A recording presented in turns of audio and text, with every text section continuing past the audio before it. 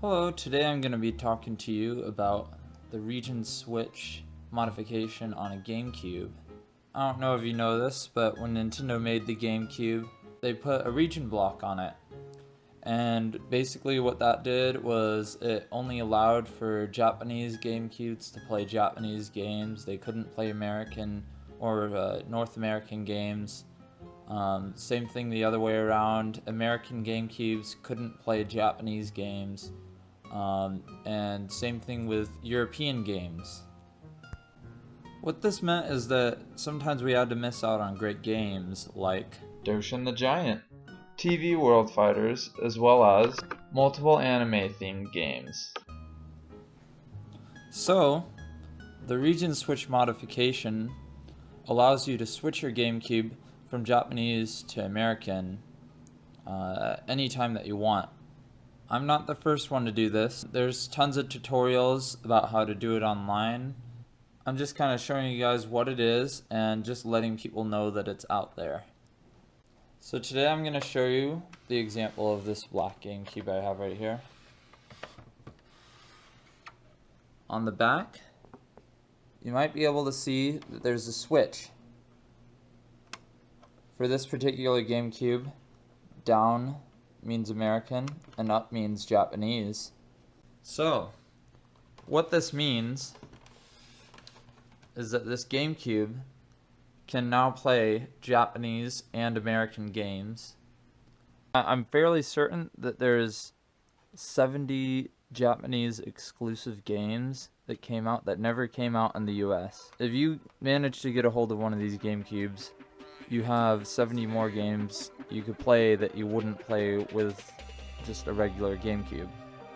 Okay, so let me show you how this works really quick. You can switch that up, and that's gonna turn it to North American or English. And in this mode, you can play all the games that were released in North America. Okay.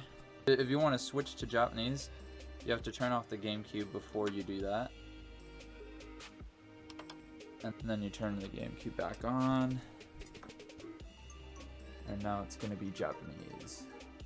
And in this mode, you can play all 70 games that were released in Japan but never released in North America. So there you have it. This is basically like having two video game systems right here. One Japanese GameCube and one North American GameCube.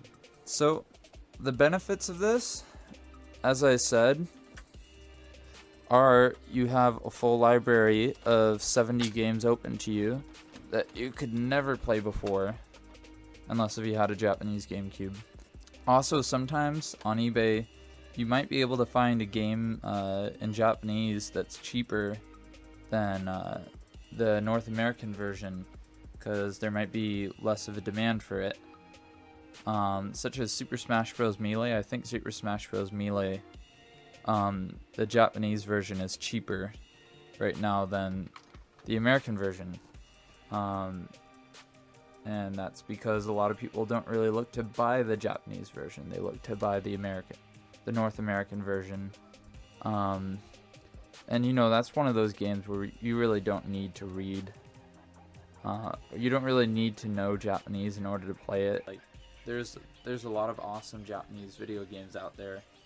This is a good way to get a hold of them and to conveniently have an American and Japanese GameCube in one. One thing to warn you about, the memory cards. If you plan to save Japanese games, make sure you have an extra memory card, because you can't save Japanese and North American games on the same memory card. And if you try to do that, you're going to end up erasing data. Below this video I've pasted two links. One is a link to my eBay account where you can buy region switched GameCubes, as well as a link to a well-made tutorial where you can learn how to do this by yourself. I have hardly any viewers or subscribers, so thank you so much for watching and noticing. Have a good day.